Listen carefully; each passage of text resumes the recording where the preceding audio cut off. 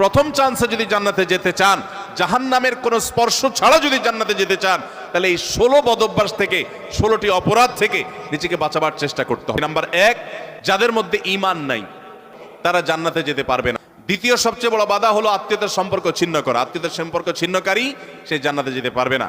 তৃতীয় বড় বাধা হলো যারা চগলখড়ি বদঅভ্যাস আছে, এই রোগটা। চতুর্থ, প্রতিবেশীকে কষ্ট দেওয়ার রোগ যাদের আছে।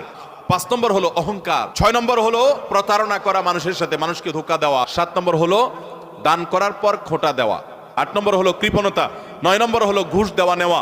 10 নম্বর হলো মা বাবার নাফরমানি করা, মা বাবার অবাধ্য হওয়া, মা বাবার অসম্মান করা। 11 নম্বর হলো মাদক আসক্ত হওয়া।